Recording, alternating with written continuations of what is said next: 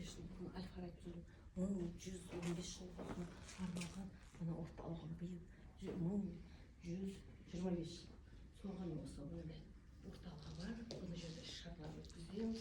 Сол Әл-Фарабидің жерде қолжазбалар бұл біздің сирек қорда мына жерде базасы бар. Соны осы орталыққа ашылды. Сосын біздің тағы бір ерекшелігіміз жаңағы менің айтуым үш кабинетіміз бар. Өзі жаңағы үш кабинеттің өзі Мұхтар Әуезов кабинеті, біреусі екіншісі Әзірхан Нұршайықовтың кабинеті. Мына бір жерде мына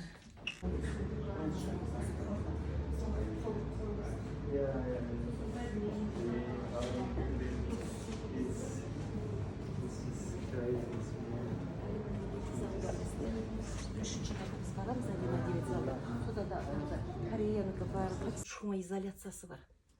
Мына жерге нені ойнаған кезде есікті жапса, залға естілмейді. Сондықтан мына бір жерде бізде осы оқырмандарға арналып мына жерде 23.000-дан астам күй табақтар бар.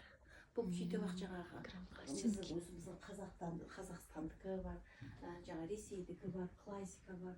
Бұл жерде жаңа Мұхтар Әуезовтың дауысын естісеңіз де болады.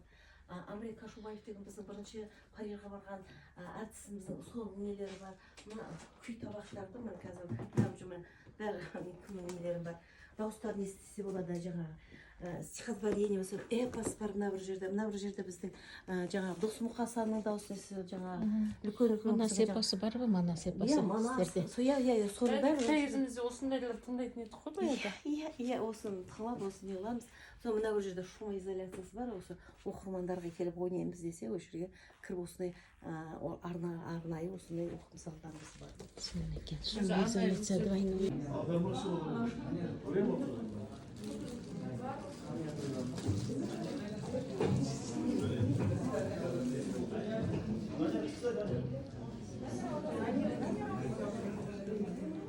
Ali var Ali.